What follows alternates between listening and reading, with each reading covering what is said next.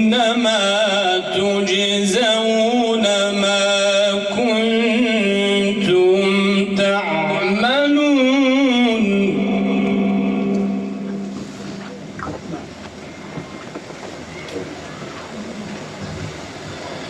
يا أيها الذين آمنوا توبوا إلى الله توبة نصوحا. أحسن. اللهم وفق.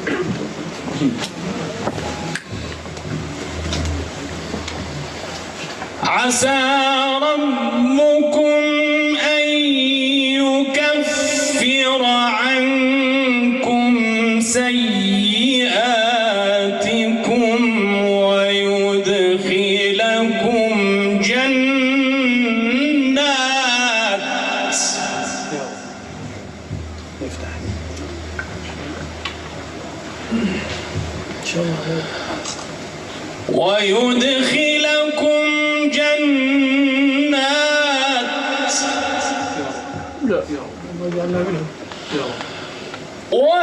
ويدخلكم جنات تجري من تحتها الأنهار يوم لا يخزي الله النبي. اللهم صل عليه. اللهم صل وسلم عليه. صل على محمد. اللهم صل عليه. اللهم صل يوم لا يخزي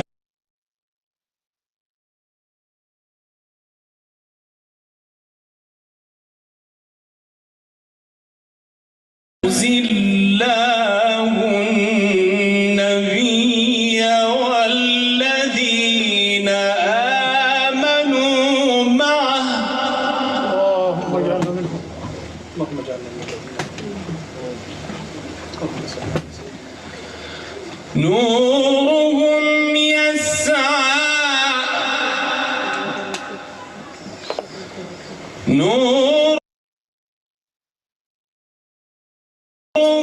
يسعى بين أيديهم وبأيمانهم يقولون ربنا أتمم لنا نورنا.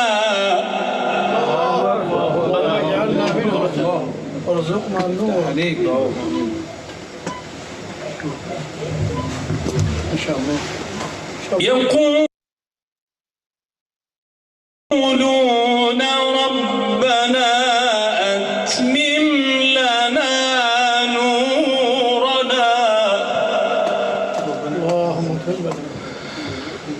نورهم يسعى بين أيديهم وبأيمانهم يقول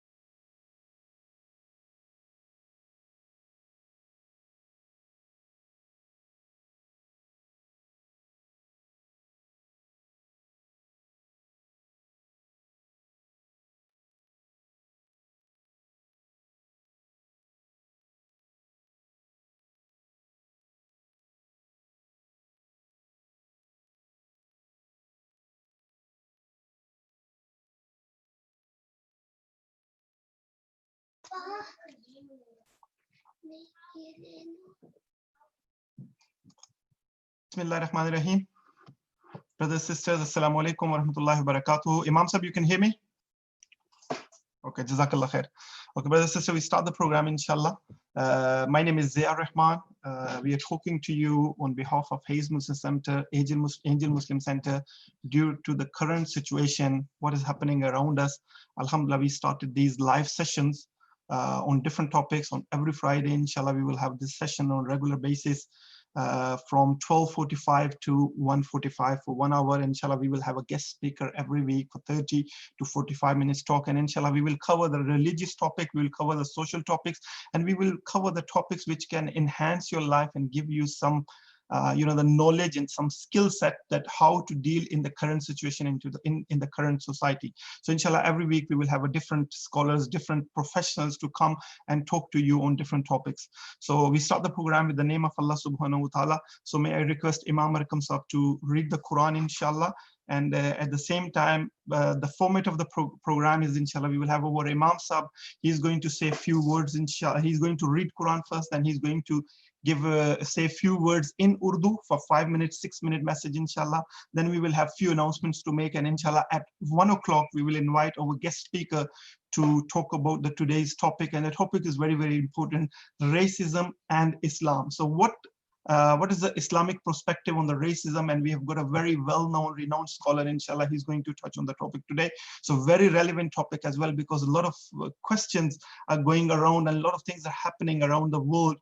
So this is a very important topic for all of us to understand the Islamic perspective with regards to racism, inshallah. So this is the today's topic. So talk is about for 30 to 35 minutes. When the talk is finished, inshallah, we will have few updates regarding what is happening in next couple of weeks time. Inshallah, we hope and we pray in couple of weeks time, inshallah, we will be back in our masjid, inshallah. So what we need to be prepared for and how we're gonna go ahead with the new situation with a lot of mayors in place, this is something, inshallah, we will touch as well. So without further delay, I would like to ask Imam Arkam Sahib to read the Quran, inshallah, and then we will move on to the next speaker. Over to you, Imam Sahib. أعوذ بالله من الشيطان الرجيم بسم الله الرحمن الرحيم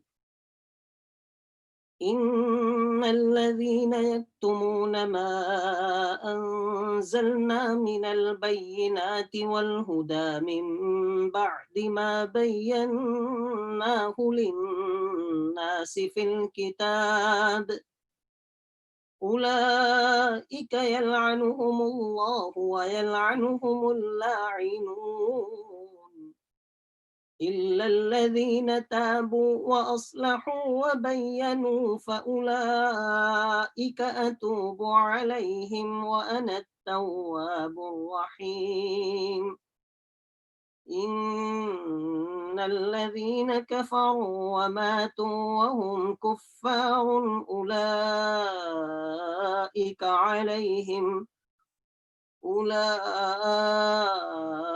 عليهم لعنة الله والملائكة والناس أجمعين خالدين فيها لا يخفف عنهم العذاب ولا هم ينظرون وإلهكم إله واحد لا إله إلا هو الرحمن الرحيم صدق الله العظيم بسم الله الرحمن الرحيم الحمد لله وكفى وسلام على عباده الذين اصطفى أما بعد أعوذ بالله من الشيطان الرجيم بسم الله الرحمن الرحيم وعسى أن تكرهوا شيئا وهو خير لكم وعسى أن تحبوا شيئا وهو شر لكم صدق الله العظيم وصدق رسوله النبي الكريم ونحن على ذلك لمن الشاهدين والشاكرين والحمد لله رب العالمين يا رب صل وسلم دائما أبدا على حبيبك خير الخلق كلهم اللهم صل على محمد كلما ذكره الذاكرون وكلما غفل عن ذكره الغافلون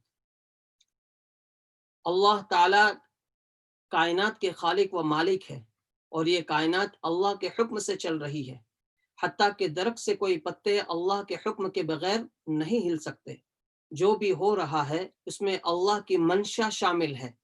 تو بندگی یہ ہے کہ انسان اپنے اللہ سے ہر حال میں راضی ہو، خوشی بھی ہو اور راضی بھی ہو. غم ہو تو بھی راضی ہو، صحت میں بھی ہو تو بھی راضی ہو، بیماری میں ہو تو بھی راضی ہو. ہر حال میں اللہ سے راضی رہنا چاہیے. دل میں یہ سوچے کہ بس میں اپنے اللہ سے ہر حال میں راضی ہوں. ہم کئی مرتبہ معاملے کی حقیقت کو نہیں سمجھتے، اس لیے ہمارے دلوں میں اعتراض پیدا ہوتے ہیں، شکوے ہوتے ہیں، شکایتیں ہوتی ہے، یہ نہ ہوا، وہ نہ ہوا، فلاں نہ ہوا، یہ کام نہیں ہوا. سب فضول باتیں ہیں. انسان اپنا ذہن یہ بنائے کہ اللہ کی طرف سے جو ہو رہا ہے، جو بھی ہو رہا ہے وہ اللہ کی طرف سے ہو رہا ہے. اللہ نے مجھے جس حال میں رکھا ہے وہی میرے لیے بہتر ہے. ہم معاملے کی حقیقت کو نہیں سمجھتے، اس لیے طبیعت میں شکوے ہیں، اعتراض ہوتے ہیں. اگر حقیقت کو سمجھ لیتے تو پھر یہ شکایت ختم ہو جاتے. تو جو بات یاد رکھنے کے قابل ہے وہ یہ ہے کہ اللہ تعالیٰ جو کرتے ہیں اس میں خیر ہوتی ہے. تو ہم اللہ تعالیٰ سے راضی رہنا سیکھے. اللہ ہم سب کو ہر حال میں خوش رکھے اور ہم سے ہر حال میں راضی ہے. یہی بندگی ہے. بندگی کا اصل معنی یہی ہے کہ ہر حال میں اللہ سے خوش ہو. ہماری ایک کوتاہی یہ ہے کہ ہم اسی دنیا میں انجوائے کرنا چاہتے ہیں، اسی دنیا میں جنت کے مزے لینا چاہتے ہیں. اس سے بڑی کم عقلی اور کیا ہو سکتی ہے؟ اس لیے کہ کمرے امتحان اور جگہ ہوتی ہے، اس لیے کہ کمرے امتحان اور جگہ ہوتی ہے اور رزلٹ نکلنے کے بعد انعام کی جگہ اور ہوتی ہے. ہم یہاں پر کمرے امتحان میں ہے، ایگزامینیشن ہال میں ہے. لہٰذا زندگی کے جو لمحات ہے بس ان کو اللہ کی یاد میں گزارنے کی ضرورت ہے. خوشی ہو تو شکر کی حالت ہو اور غم ہو تو صبر کی کیفیت ہو. شکر کرنے والا بھی جنت میں جائے گا اور صبر کرنے والا بھی جنت میں جائے گا.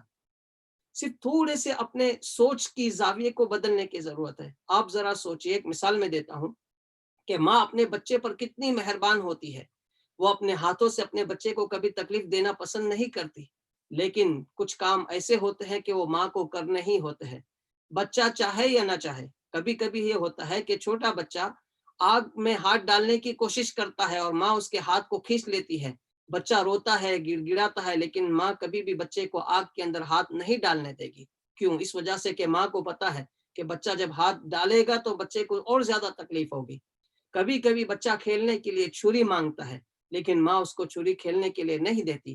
حالانکہ ماں اتنی محبت کرتی ہے بچے سے، پھر بھی نہیں دیتی. کیوں؟ یہ محبت ہی کا تو تقاضا ہے کہ ماں بچے کو کبھی نقصان پہنچانا نہیں چاہتی.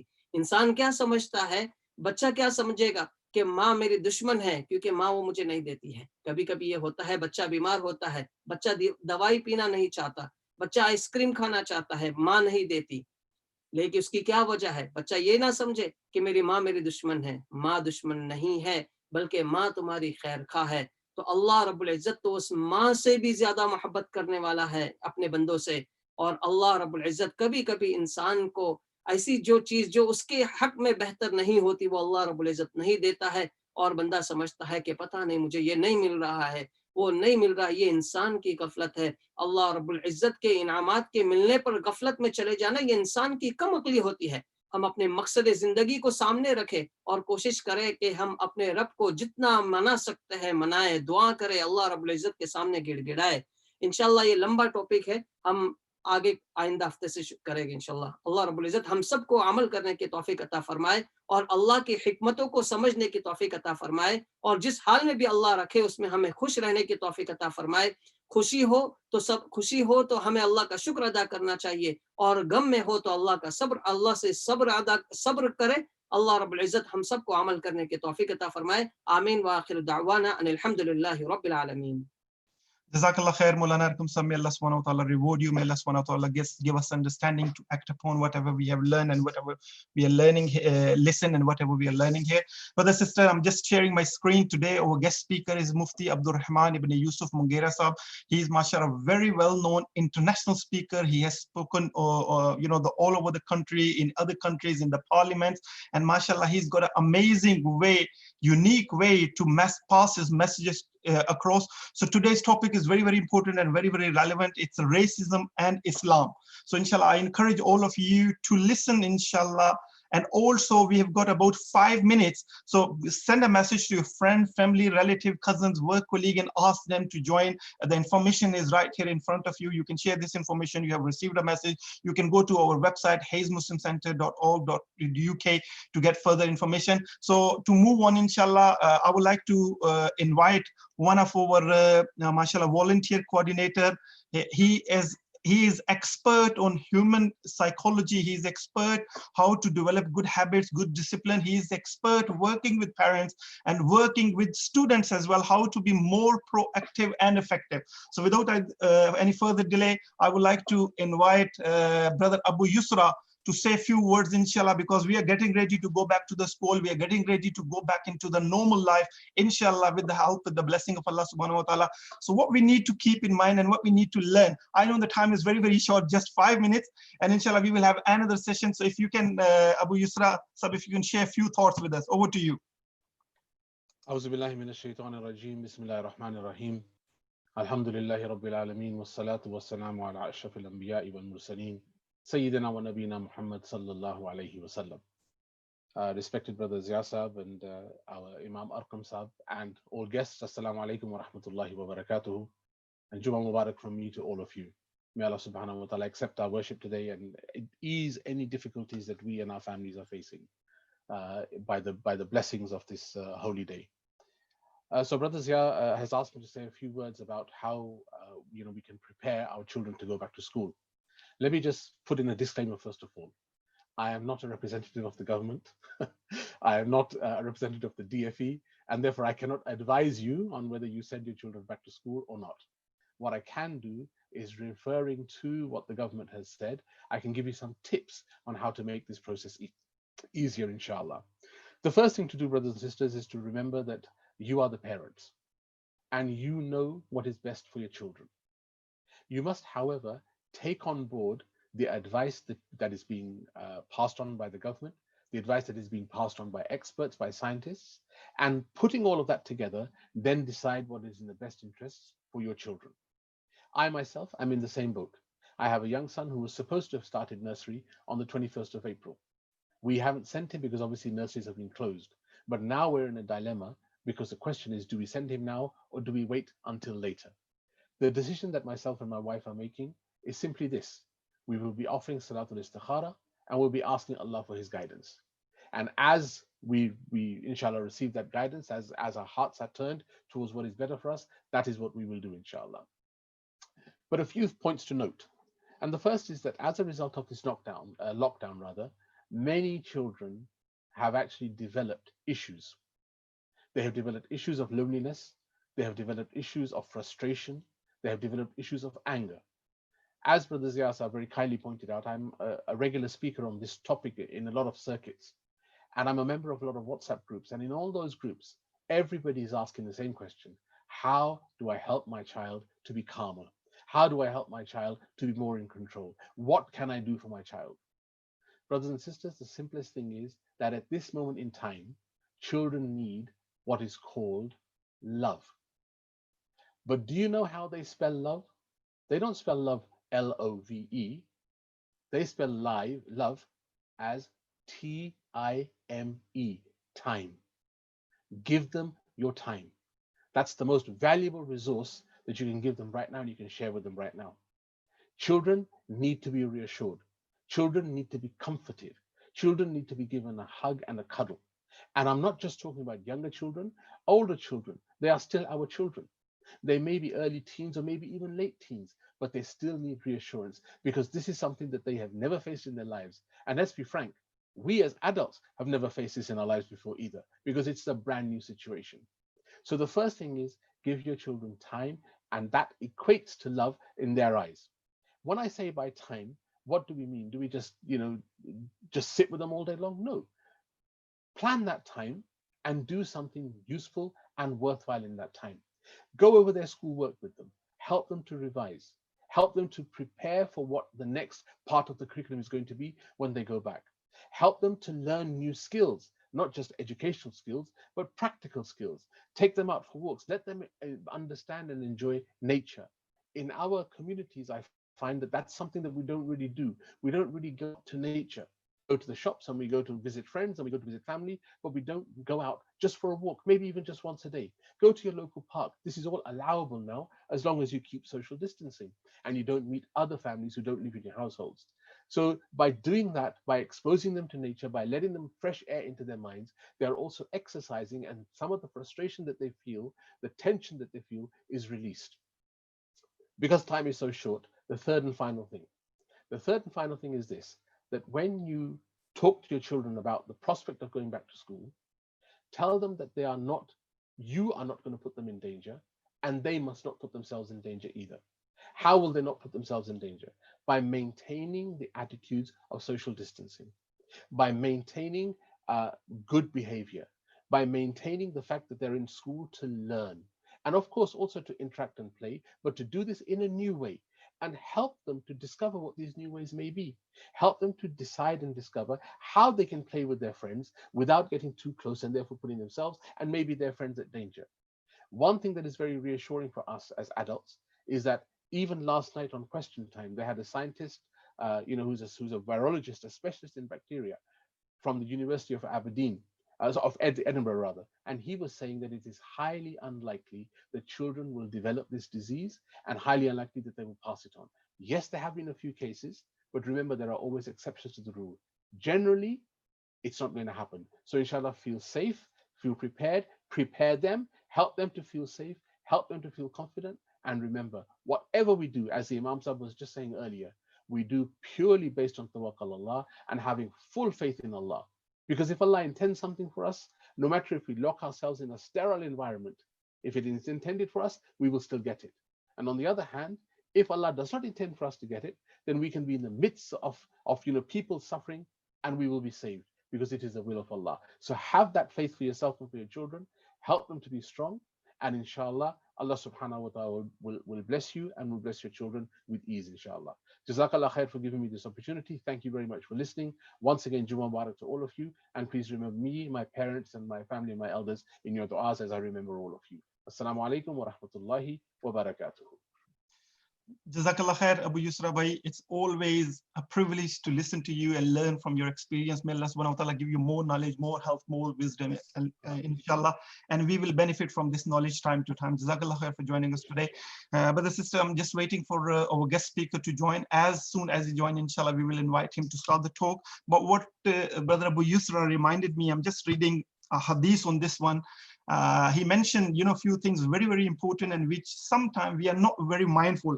Prophet ﷺ, peace and blessing be upon him, said there are two blessings which many people waste: health and free time. We used to complain we don't have a time. If you remember 3, 4, 5 months ago, most people, they're struggling with the time and they always have one excuse: I don't have a time. Allah subhanahu wa ta'ala blessed us with time because of this situation now. How we are using this time is something very, very important. And Prophet ﷺ 1400 years ago reminded us.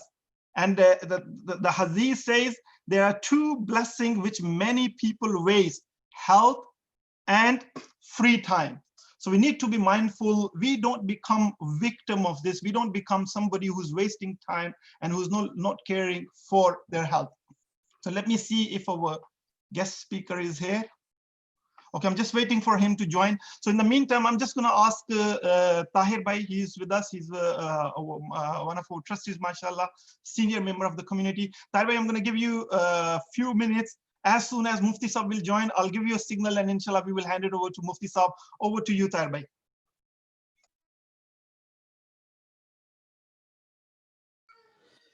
Assalamu alaikum warahmatullahi wabarakatuh. Jummah Mubarak to all the brothers and sisters who are listening in both on Zoom facility and YouTube, of course, and also Jazakallah for the excellent talk by our Imam Sahib and also Abu Yusra.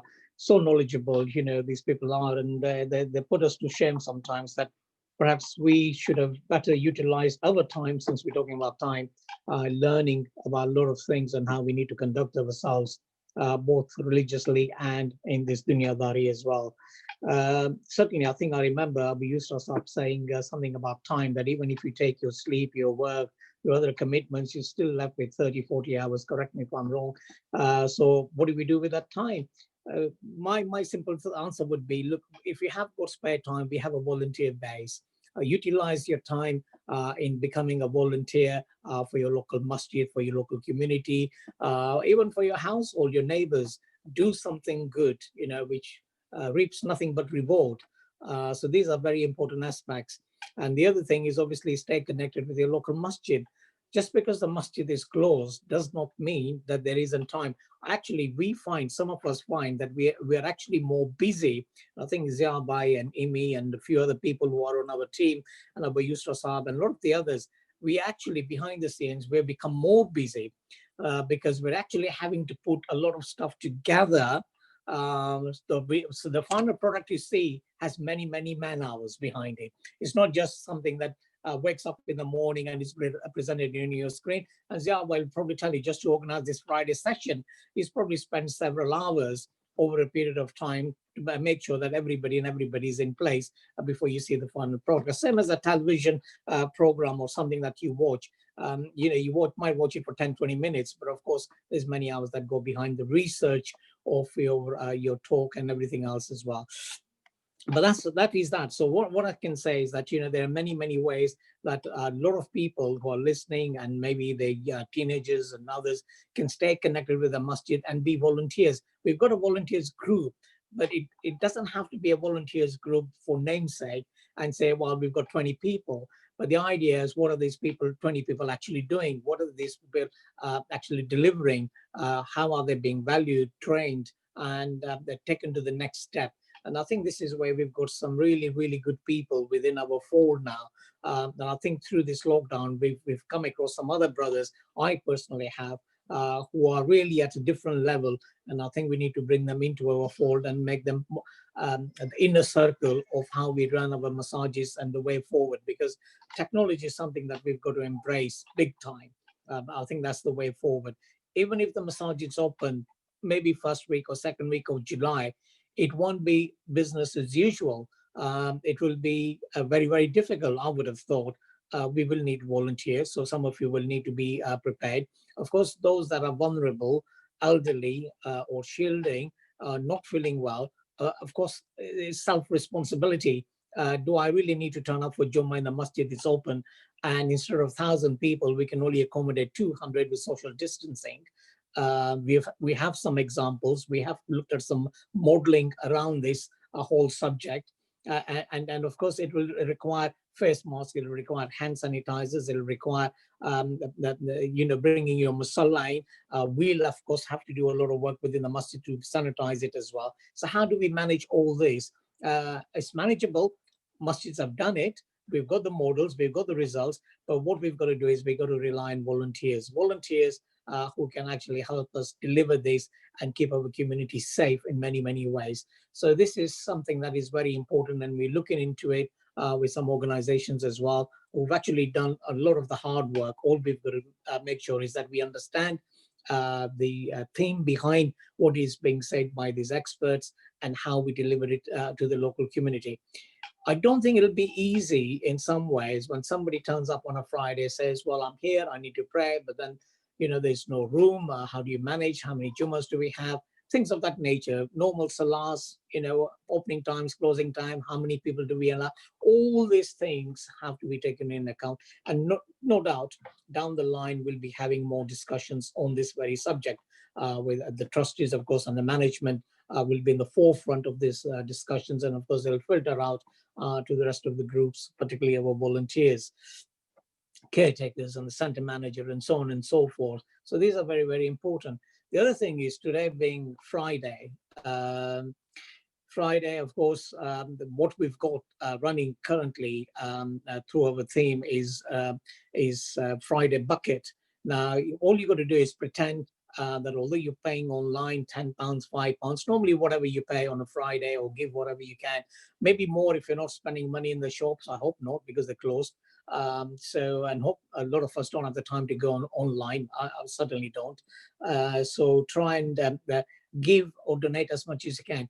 Propagate the message through your contacts. I've done one reminder. I probably want to do another reminder now. and say, look, do some confirmation. I think sending a message is one thing. Getting a confirmation, yes, I've done it. Start with your family. If you're 4 in the family, say, can you all donate £5? That's £20 that the masjid would not have had through your initiative. So that's the start. Then go to your brother and his wife, through him, of course, and then other people that you know. So go through all these people and then try and increase the word.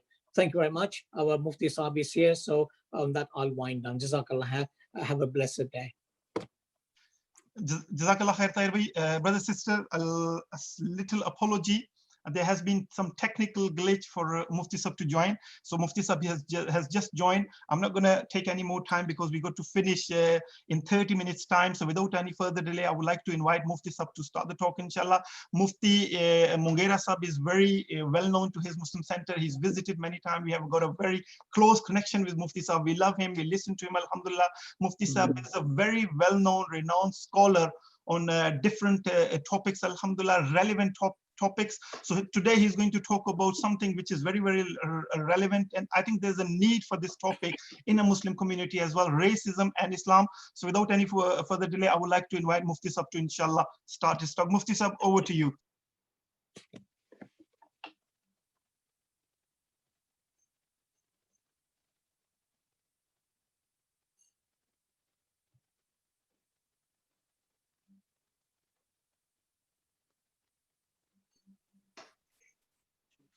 Okay, shall we start? Yeah, we can hear you, Mufti Sahib. Jazakallah. Tahir bhai, shall we start? Yes, inshallah. Assalamu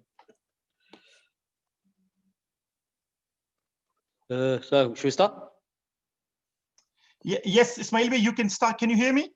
Yeah, we can hear you. Okay, Ismail bhai, if you can bring the camera a little bit close if possible. Okay. Jazakallah. Assalamu alaikum wa rahmatullahi wa barakatuh. I hope you brothers are all well. Inshallah, we are about to begin. I hope you guys are all well.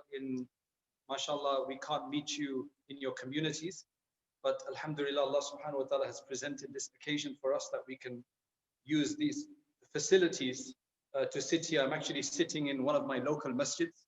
I thought it would be nice to come and speak to you from my local masjid, even though there's nobody else here except Brother Ismail here. There's actually nobody else here, empty congregation. But mashallah, I'm speaking to you in your communities. So, alhamdulillahi rabbil alameen, wassalatu wassalamu ala sayyid al-mursaleen, wa ala alihi wa sahbihi wa baraka wa sallama tasliman kathiran ila yawmi ad-din, amma ba'd. قال الله تبارك وتعالى في القرآن المجيد والفرقان الحميد يا أيها الناس إنا خلقناكم من ذكر وأنثى وجعلناكم شعوبا وقبائل لتعارفوا إن أكرمكم عند الله أتقاكم إن الله عليم خبير. My dear brothers and sisters, our dear friends, we've been watching the last few days, the last week or two, with horror. American cities going up in flames and looting, rioting, anger against the police. Some of the video footage we found, it seems like it's a country that's been devastated by war, where you've got rows and rows of shops that have been broken into, graffitied, fires being extinguished in different places. You think it's been a war zone. And all of this is because, with some legitimacy, the Black Lives Matter, that whole movement, providing a response to the problems of the racism, the inherent racism rather, in the communities there, especially in the various different police forces and so on. Now, for us as Muslims, it's a time of huge reflection. And while Muslims are actually suffering this kind of racism in different places, for example, in Myanmar, in the Indian subcontinent, in Palestine, numerous other places, This doesn't mean that we may not also be racist at some level.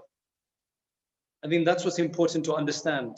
Just because some of our fellows and our compatriots, our partners, our people of faith may be suffering racism in some form or the other, it doesn't mean that we ourselves cannot be racist, that we're free of this. And that's what I want to discuss.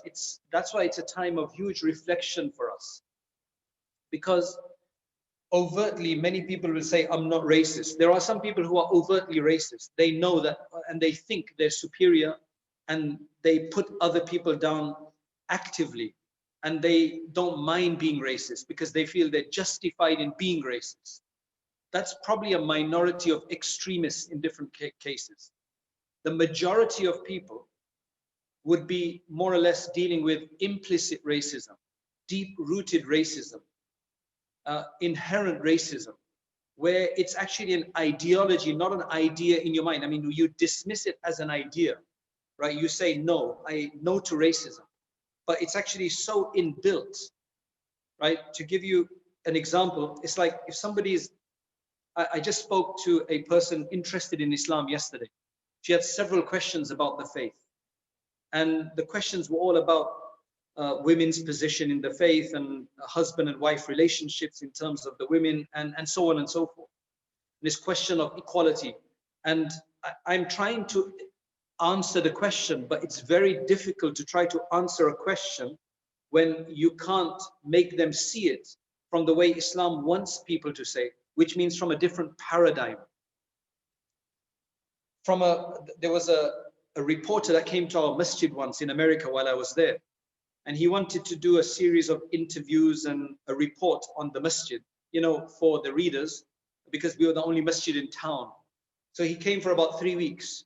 And in his report, he wrote that when I went for the Jumu'ah prayer, we went for the Jumu'ah prayer, and this was the first time in, I don't know how many years he mentioned, that I was sitting in an all-male gathering with the women in a different section.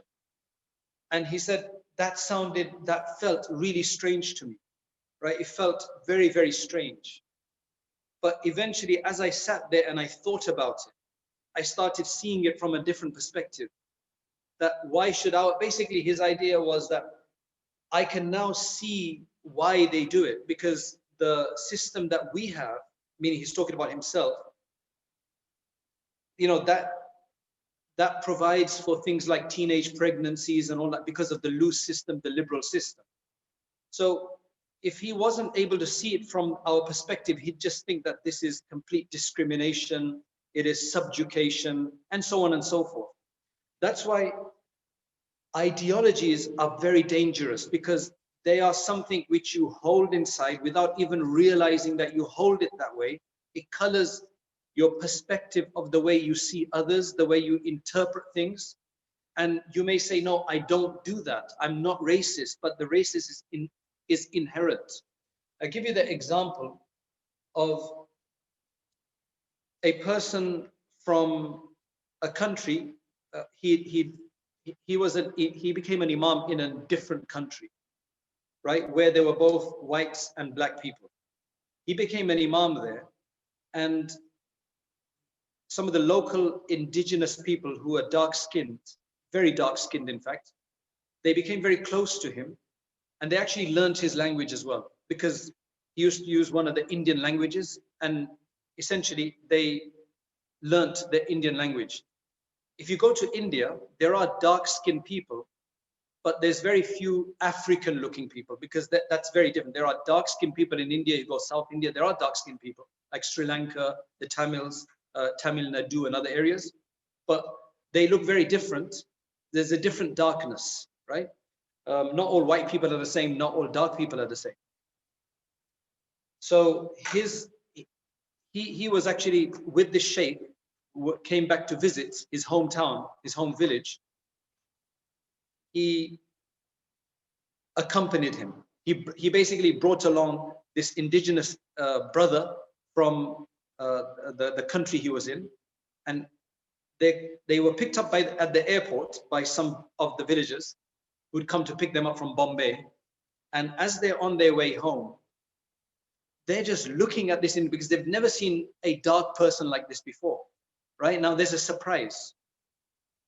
So one of them remarked in the indigenous language, how, he's so black.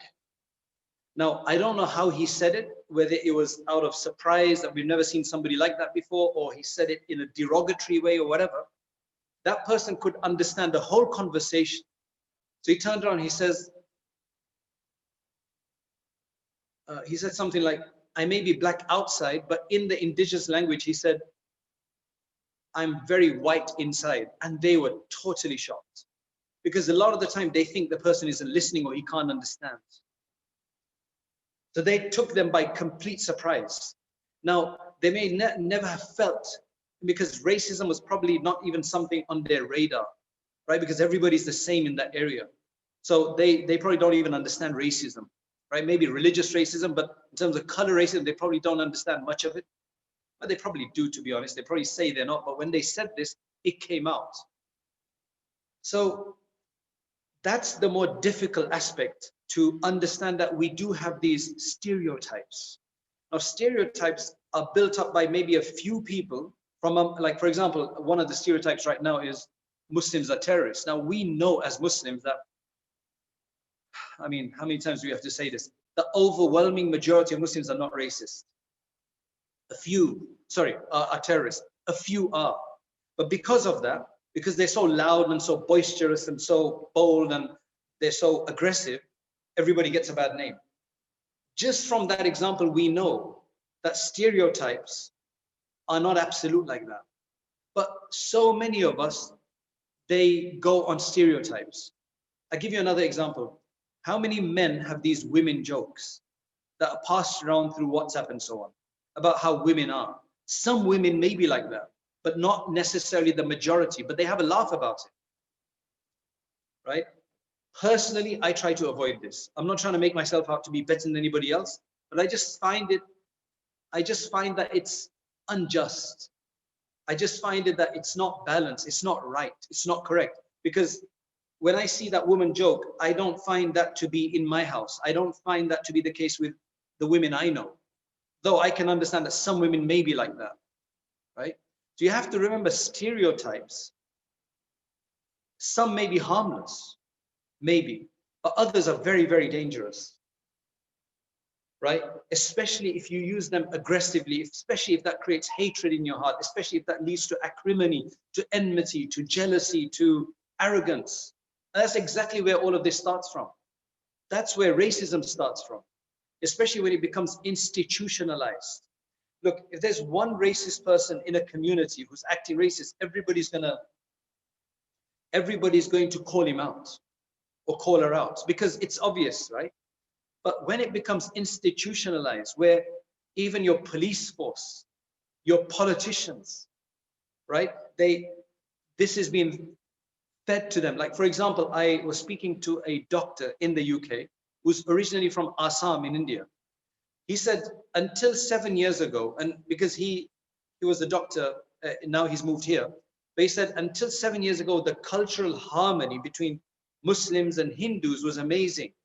Prior to 7 years in Assam, there was no problems. But since this new political party has come in, they've sowed the seed of discord. And now you're getting even the so-called institutions that are supposed to protect from such problems, like the police force, even they have the same thing. Even they've been fed with this same acrimony. So you can see how it starts off small, but then if it's fed, people pick up on it. When you repeat something often enough, and when you're told that you're from a very bad family, and then people give a few examples of some bad apples, you'll actually maybe even start thinking, yeah, maybe, my family is bad. That's how they do it with when the son-in-law, when the parents sometimes feed them things about his wife. She's fine with him, no problems, but they don't like her. So they start feeding the son-in-law problems about the wife that he's never been thinking about. It was never on the radar. It was not even bothering him. But now they'll bother him because somebody's pointed it out. They'll magnify it. Likewise, if the daughter-in-law does the same thing about his parents, who he's never had a problem with, he knows they've got few issues, but then she may magnify. These are just examples. These are just examples. People do this for colleagues sometimes to create problems with them. Politicians do it all the time against their foes. But when it's done against a minority or a majority for that matter, I mean, look, in South Africa, it was actually done against the majority.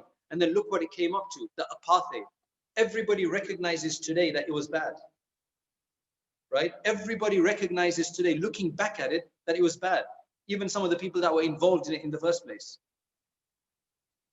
You know, they might think that, okay, there were some aspects of it which is good, but what's the point of the small benefit due to the, compared to the major harm that's taking place in terms of the enslavement, the sectioning people off, depriving them, can't sit on the same table, and so on and so forth.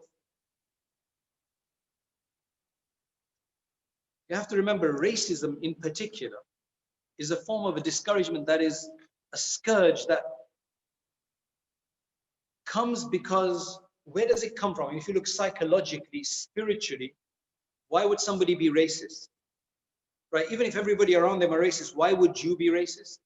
It's because, number one, you haven't concentrated, you haven't focused, right? You lack certain morals, so you lack kindness, you lack empathy, you lack love, you lack patience, openness.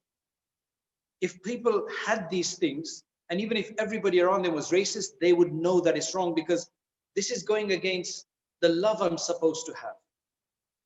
That person I'm being racist against hasn't done anything wrong to me. That's a whole different scene. Somebody does something wrong to you is a different scene. Somebody aggresses against you, you actually have a right to respond to a certain degree. But this is where they've not done anything, you just hate them for no reason.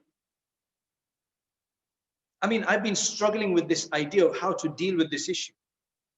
And I remember one solution I found is in a different case scenario where one of the great spiritual scholars of Egypt of the last few hundred years, his name was Imam Sha'rani, and he's got a wonderful book called Adab al-Suhbah, right? The etiquette of companionship with people. Like, what kind of rights should we fulfill for people that we meet and interact with, or we befriend, or we just see, you know, what's our responsibility towards them? And he said something very interesting. He said that sometimes you may feel in your heart that you just don't like someone, right? And I'm sure everybody can relate to this, that sometimes there's somebody, and for no reason, you can't think, you just don't like the guy. Sometimes it's because maybe they speak too loudly, or maybe it's their color choice of their clothing. Maybe it's because of, they've not aggressed against you, they're harmless in that sense, but you just don't like them. Now, nobody's telling you that you must befriend them and you must go out with them and you must visit their house. Nobody's telling you to do that. I mean, if there's no relationship, it's no kinship between you, there's no obligation.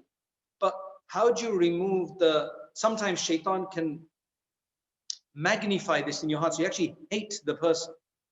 Like, they start irritating you so much, even though they don't mean to irritate you. Now, I know some people can be very irritating because of some really weird stuff that they do. Basically, he said that the solution to something like this is because at the end of the day, you can't stop the person. You know, he's an independent person. He's not really aggressing against you. They're just irritating you in some way without meaning to irritate you, or you're just being irritated. You don't understand why. Then what you do is you pray for them.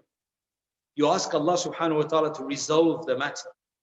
You give them a gift if you can. That should remove some of the acrimony. And you know, when you try that sometimes, subhanallah, you overcome that bias, you overcome that hindrance, you overcome that tension, because there was no reason for the tension. That's why people need to spiritually awaken themselves, which will help against racism. And number two, if you don't know you're being racist, then you cannot remedy it. That's why it's really one of the most important things is to understand the different forms of racism. Now, I'm not going to use my time here because we've got a short time only on this Friday to discuss that. Because right now, with everything that's going on in the United States, there's numerous editorials, comments, articles speaking about various forms of racism, and you can benefit from them in terms of understanding how racism comes about, right? There's some beautiful assessments of how racism is still so rampant, even though slavery was abolished, you know, maybe nearly 100 years ago or so, but still it's there. Still, black people are subjugated. Now, most of the time, if you take an assessment around the world, it's white people who are racist against black people. I'm not saying all white people are like that, but it tends to be white against black. Even in cases where, subhanAllah, you know how bad it is? You know how bad it is? Even in places where you've got more black people, it's a majority black country, if you want to call it that, of colored people, but blackness is seen as a problem, even though the majority of people are dark-skinned. And they spend huge amounts of money trying to lighten their skin. And these companies make huge amounts of money from that. So I'll just mention, I was in Sri Lanka about, I think this was 2 years ago, or maybe, yeah, two and a half years ago. And on the billboards, I'm seeing these, you know, the advertisements, they all have, some of you are Sri Lankan, you will know that. They have light, fair-skinned people with fair skins, like the woman on the advertisement, the man is all fair-skinned. But when you look around, most people are darker skinned. You know, their beauty is in the darker skin. You know, beauty is beyond black and white. It just depends on what you're programmed to think sometimes. So here so I asked the question, I said, why are the advertisements all in lighter skinned people where it's only a minority that are light? Like, why is it only those people who are models, right, being featured? So I guess I mean, the answer was obvious. I just had asked the rhetoric, like a question. And then I went to India and I see the same problem there, right? And it's fair and lovely, right? Which is for the women. But then I went into the bathroom of the person whose house I was staying at, the male bathroom, right? Because that's where I was staying. And he had all of these products there, the children, the young adults, that fair and handsome. Like, what is this? Apparently this is directed at the males now, because they know it's a big industry. What they've done is they've made darkness seem so inferior, so lowly, so bad, such a bad thing to have, that they're basically spending huge amounts of money and putting all of these chemicals on their face to try to change themselves. That's how bad it gets, even in the countries which are majority black. Now, there was a teacher who did a study in America, in one of the mid-states, right? She had a class of black and white students. I mean, I find it even difficult to say black and white because it's not really white and it's not really black, right? They're really shades. White people are not completely white and black people are not completely black, right? But I mean, I guess these are accepted terms, so we're going to use them, but I find that very difficult to use. What she did for a week is that she spoke about the virtues of white, the color white, being white, and what white people have done. Because you have to, and then she garnered and gauged the reactions of the students. The black people felt very small, right? They felt oppressed, subjugated, that everybody's watching them, they felt inferior, and so on. It's very psychological. Then after that, I can't remember if it was for 1 week or 2 weeks or whatever that time period. Then she turned it around. She started mentioning the virtues of being dark, right? Some of you are thinking like, we've never heard these virtues. I know, because we live in a very one-sided world right now. So she started mentioning all the virtues of being dark. There are many virtues being protected, but there's so many virtues. And what black people in history have done, right? One of the richest men to ever have lived. I mean, this is just my example. I don't know if she provided that example. One of the richest men with and one of the generous was Mansa Musa from Timbuktu. Timbuktu sounds like some kind of backward place that you just mention as a figure of speech or something, right? But when he went for Hajj, he was literally showering gold upon people. That's how much wealth he had, right? And subhanallah, the gauge reaction was that the white people the students started feeling inferior, and the black people started feeling superior. So a lot of this is actually conditioned, right? Inherently, to say white people are superior to black people is not right. Because when you look at the back, you've seen times when others ruled, and certain communities of white people were seen as barbarians, like many in Europe. So that's where whoever ascends, they need to be very careful about how they portray the others. So what is racism? I mean, maybe this will be helpful. This is kind of like a definition of racism, so hopefully we can benefit from this. Racism covers individual and group prejudices and acts of discrimination that results in material and cultural advantages. That results in material advantages for the dominant social group or the majority group. So it's something which ends up with the dominant group, or when I say dominant, as I said, even in black countries, they see white as something great. So when I say the dominant group, what do you mean by dominant?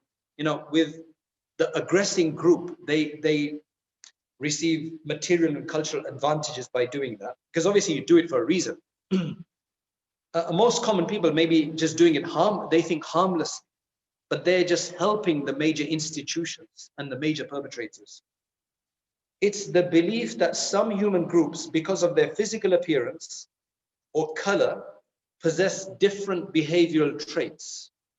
Because they're black, or because they're Asian, or because they're Muslim, right? That they're just going to be inferior in some way. Therefore, we can be called superior over the other.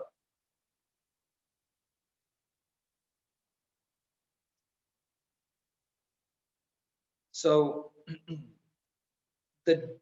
you see the danger of this and why it's so evil, right? If you haven't understood that already, is that, you know, it's just like, you know, jealousy is a human condition.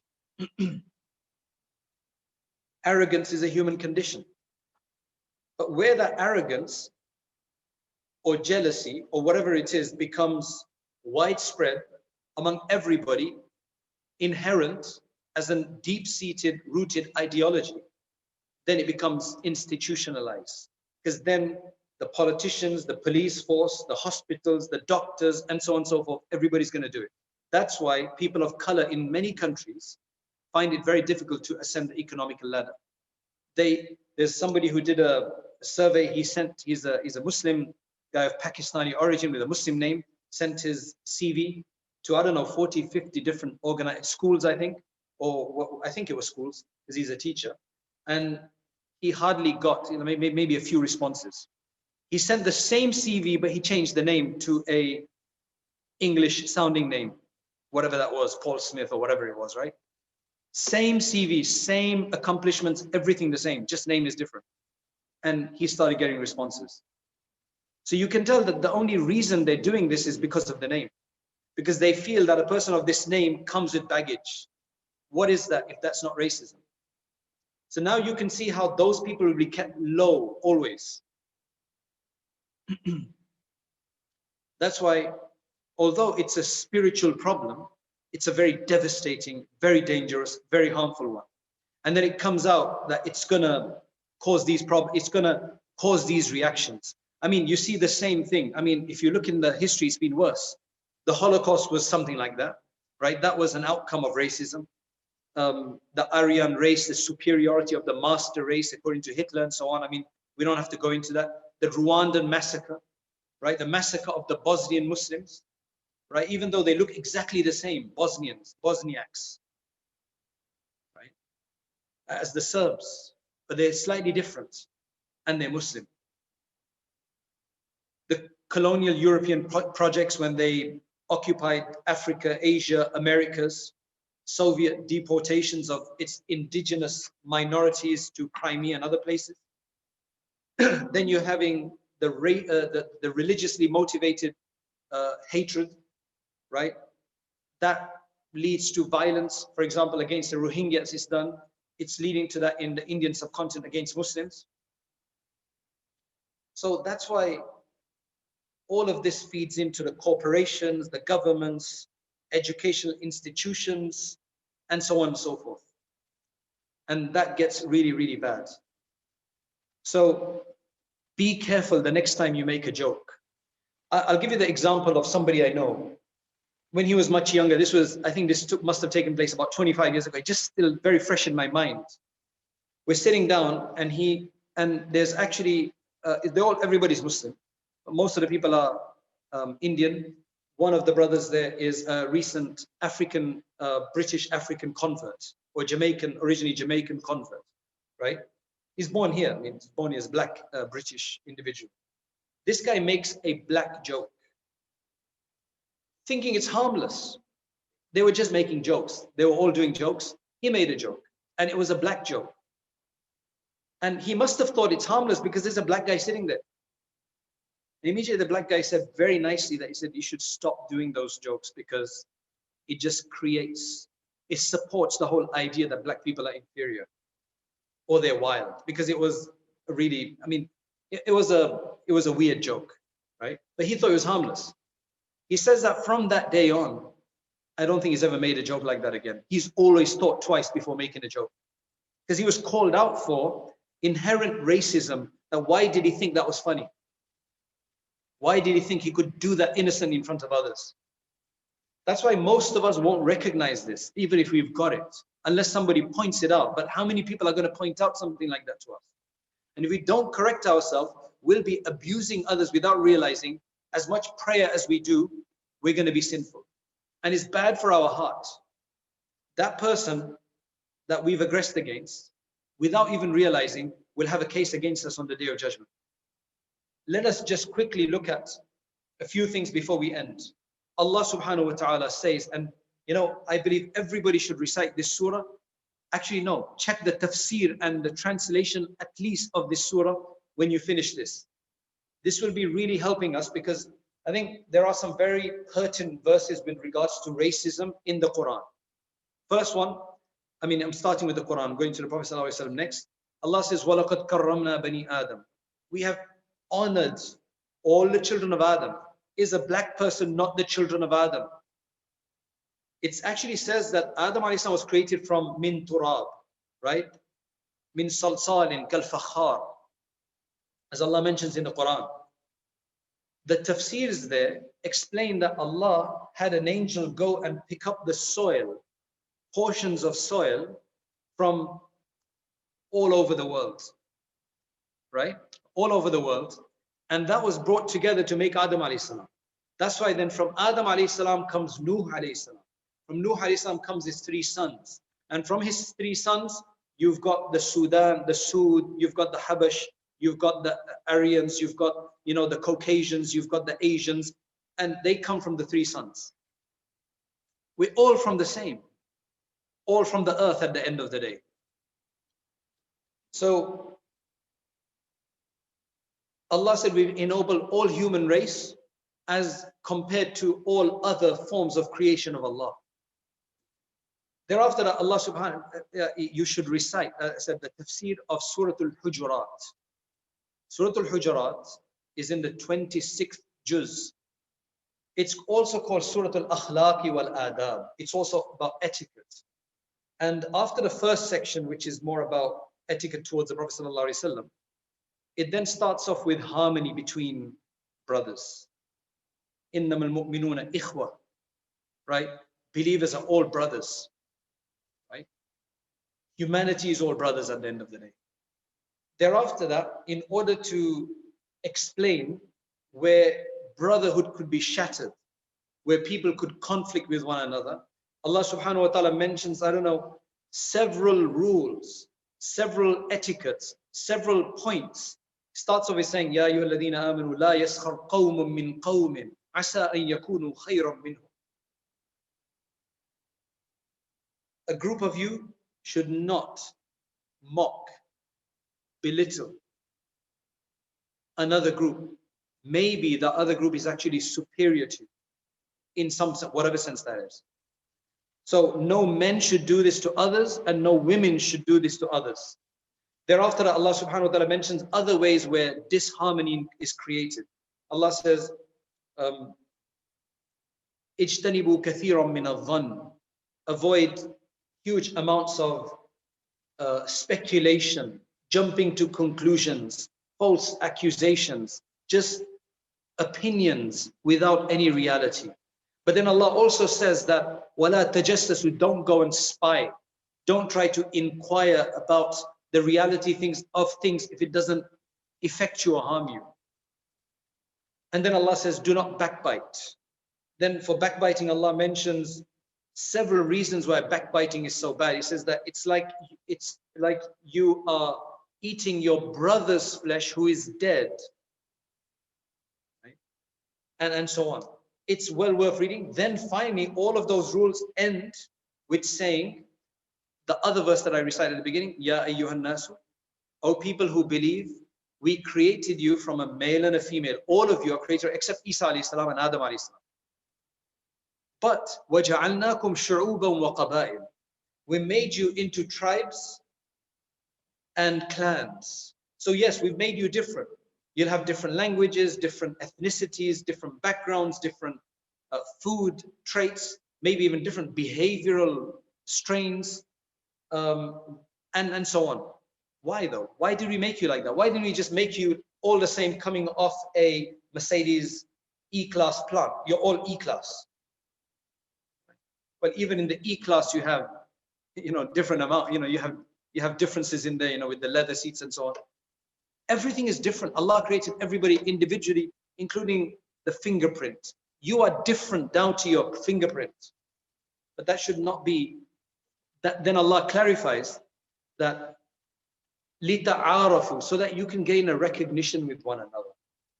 When I know that the brother that I'm dealing with is from a country, right? An Arab country that do not eat hot food, and I've invited him to my house. If I know what it is, and he's told me who he is, I can maybe make my food conducive to that. I can maybe welcome him in a way that's suitable for him. Because, if I go somewhere and they welcome me, right, in a way that I can see they've tried to understand who I am, I'm going to feel much better. Because imagine you're trying to feed somebody who can't eat hot food, and you've cooked all of this beautiful food and they can't eat it. You can imagine what that's going to be, right? So there's always a reason. I remember once I was in Medina Munawwara, and there was a grocery store shopkeeper there, and I was just wondering where he's from. So I asked him, where are you from? He said, I'm a Muslim. These general answers where people try to avoid, because I don't know, maybe everybody asks him the questions. He was just, so I said, okay, are you from this country, that country? No. And then finally he said, Mauritania. Now I've been to Mauritania, and they've got a certain way they greet people. So I started saying all of these things, the way Mauritanians greet one another, right? Iyaka mu'awadeen, iyaka bil khair, and all of that. And suddenly his face just, a smile broke out. And he told me, what I was trying to buy him is take it for free. Because you connect with people that way. Differences are so you can learn from one another, traits of one another, and you can connect with them, you can accommodate them, and so on and so forth. Right? I mean, we have a very short amount of time. That's why just the last thing I want to mention to you is the story of Bilal radiallahu anhu. Now, what's amazing about Bilal radiallahu anhu's story is that the suffering that he went through. He suffered hugely. But mashallah, his iman, the amount of suffering, I don't know if there's any, Khabbab radiallahu anhu, others, Sumayya radiallahu anhu, they all suffered. But the suffering of Bilal radiallahu anhu was just different. Right? It's marked as different. And him still ahad, because his master who owned him as a slave, and what reward Abu Bakr radiallahu anhu is going to get for freeing him, right? Used to put him on those hot sands and stones until I don't know what flesh was left on his back after. Anyway, he is freed. He becomes a Muslim, right? He becomes a Muslim, and eventually his freedom is bought. He's in Makkah. MashaAllah, can you imagine the two mu'adhins, the two famous mu'adhins of Medina Munawwara, of the prophetic city,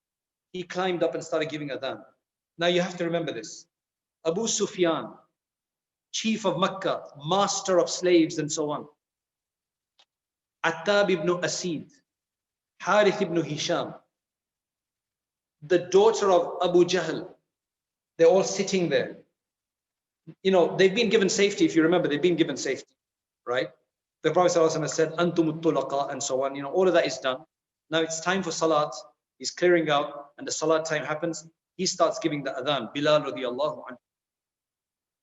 These people who are not Muslim yet, right? Attab says, لَقَدْ أَكْرَمَ اللَّهُ أَسِيدًا أَنْ لَا يَكُونَ سَمِعَ هَذَا. Allah has honored my father that he didn't have to witness this day. He's a non-Muslim.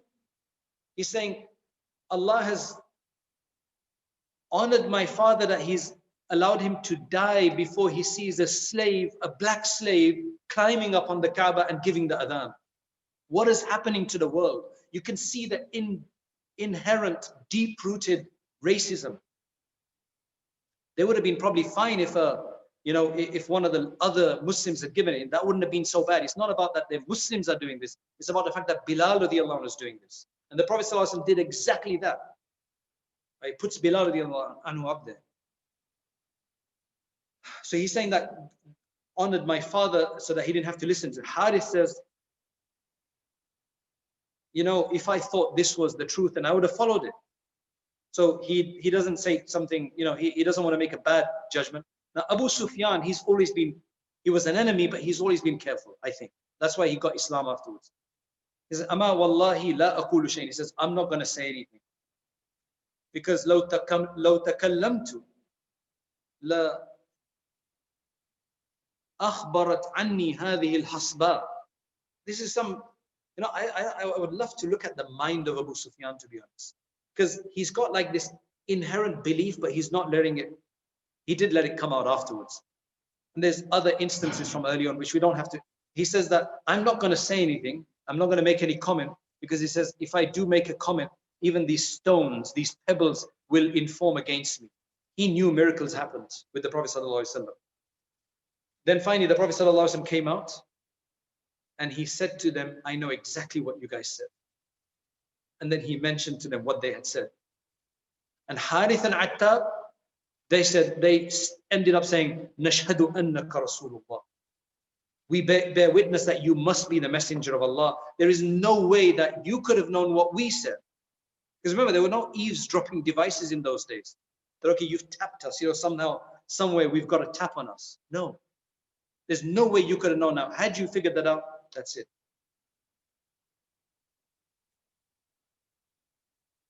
This is how the Prophet ﷺ dealt with it. Right? He gave these people special positions to show that we are equal. And there are numerous stories about this. There's another occasion where Abu Sufyan and Abbas, they've become Muslim now. And they're waiting to see the Prophet ﷺ, and there's others who are considered inferior to them from early days, like Bilal and others who get to see the Prophet ﷺ first. And he says, one of them remarks to the other that, have you seen what Islam has done? They're still, I mean, Abu Sufyan is still learning. So he says, seen what Islam has done to, you know, for us, that these people are ahead of us. And Abbas said, well, they deserve it because they became Muslim first. This is what Islam is supposed to do for us. And I said, let me end this discussion. Simple point is that majority of us listening to this are going to think we're not racist. But think to yourself, have you made a joke before, a racist joke before, thinking it's innocent? Do you actually feel, do you stereotype other people? Even if you believe it's correct according to some, do you stereotype all of them? Think about that. And let us purify ourselves, because we will be healthier in the sight of Allah, healthier in the hereafter, and we will not assist in the perpetration of what will become eventually institutional racism. That will help, that's our doing our little part. We can't change the police force. We can do a bit of protest, we can write letters, but we need to change ourselves first.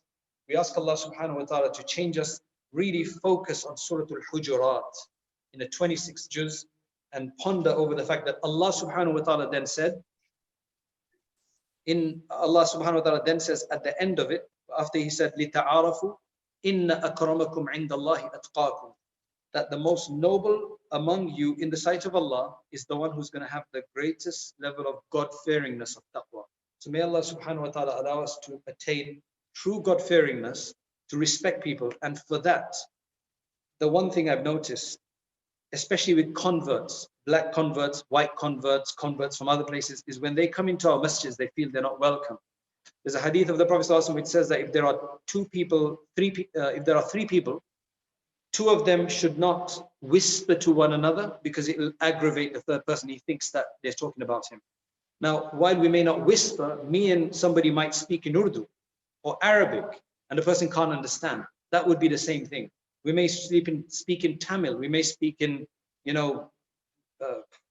whatever, Amiya, whatever it is. So likewise, you have groups of people in an Arab masjid speaking in Arabic, and they don't like even acknowledge the newcomer. This happens especially in big city masjids because we get so many people coming in, we just lose sight of them. Whereas in smaller places where we get inquisitive sometimes. Likewise, people are just speaking Urdu and the other person. It doesn't mean that you must hold a conversation with them, but at least acknowledge them, make them feel comfortable. That's all we're saying. And if you think that the way you do, you should think that the way I'm doing it, is it going to feel, are they going to be impacted by that in a negative way? We ask Allah subhanahu wa ta'ala for assistance. We ask Allah for help. We ask Allah that people get to understand this in places like America and Myanmar and all the other places in the world, and they do not do this form of racism. But we have to start at home. Jazakallah khair. Mufti Sahab, may Allah subhanahu wa ta'ala reward you, and may Allah subhanahu wa ta'ala give us understanding. My apologies for going over time, right? If we have to get back to work or whatever, but Allah bless you. I just have one question. This is coming. You have one question? Yes. Can I ask one question? Yeah, go ahead. You can ask a question. Maulana, we always talk about, if I'm talking about myself and most of us, we claim. Can you hear me? Just a minute, brother. We just need to. I can't hear you because you're at. We're just going to put the volume higher. Okay. Or maybe put it on speakerphone. No. Get rid of that. No, get rid of that. Just swipe it right in there. Swipe. No, from the center. From the center. Oh, yeah. No, swipe. Just like that. Yeah. Carry on one more. No. Yeah, the other way. It's the other way. The mic. To speak. Okay. Can you hear us now? I can hear, but I don't see you, but it's okay. Oh, you don't see me. Okay. Go back to that camera page. We're doing this on a phone. That's right. Can you see me now? Yeah, I can see you now. Okay. If it's important for you to see me, here you go. Okay. Go ahead. What's the question? Okay. Hazrat, just one question. We claim, when I say I include everybody, our shuyukh and our mufti. Yeah, you're stereotyping. Yeah, carry on. Yeah. So we say we are not racist, okay? But when we look at the situation, when it comes to subcontinent, especially I'm talking about our community, because I am linked to India, Pakistan, Bangladesh. We have our daughters, we have our sister. When it comes to building relationship, when it comes to marriage and other matters, we are ready to give our daughters to somebody who is from the same background. I understand there's a cultural understanding as well. But at the same time, if I talk about you, if there is opportunity, somebody, even a pious from a black community, and I'm going to think 10 times getting my daughter married to a black person. Right. How to overcome this? And why, as a community leader, we do not talk about this issue? Because why this is happening? Because all the time we have been listening to this, it has been institutionalized, as you have mentioned, and it has been, deep down in our minds now. Even we claim, but we don't, act on it. It's true. I think some of us are going to have to lead by example. Maybe another way to look at this is that. You see, I don't think it's easy to, when it's such a widespread, when it's such a widespread inherent understanding like that, forget people of another color, we're still dealing with people from, not just in the Indo-Pak subcontinent. This is the same thing that happens in among other people as well, among other types of people, among some Arabs and so on, that they would not Yes. allow marriage outside their own area people. So, you know, there are probably some people in Gujarat that would not allow their daughters to marry somebody who's from another area of Gujarat. In Punjab, I'm sure there are people who don't, there's the Zaat issue, you know, the whatever you call it, right? Going to a different color is I think that's something we have to work on, but I think it's going to have to be step by step and slowly, and we're going to have to lead by example. Although I think, inshallah, my hope is that while we may have to wait for a few generations, but the more we live together and the more we can open up our hearts and remove the stereotypes and all of that, then inshallah we can start seeing people. And I think that's happened in the West. You've got a lot of, like in Africa, it's happened already. In South Africa, there's a lot of what they would call colored people or half-caste people, as we say. So I think it happens, but it's probably going to take time. But yes, you're right, we need to do more. And maybe the shuyukh can lead by example, right? And also speak about it more. So that's definitely something. Thanks for pointing out. Jazakallah. Jazakallah khair. Sheikh, may Allah subhanahu wa ta'ala reward you. Brothers and sisters, inshallah, we move on. We thank the Sheikh for giving us time today. And inshallah, we will have a next session next Friday at the same time, inshallah, 12:45. Because of some technical issues today, we are a little bit late. But inshallah, next week we will start exactly at 12:45, and we aim to finish everything by 1:45. Just a few quick announcements. I'm going to ask Tahir Bhai to join me as well. But the sisters, as you know, the masjid is closed. As you know, our main source of income is from the donation we receive from the public, the donation we receive from our congregations. As the masjids are closed, the expenses are still there. We bought a new place, Angel Muslim Center, and you know we have a huge debt to pay.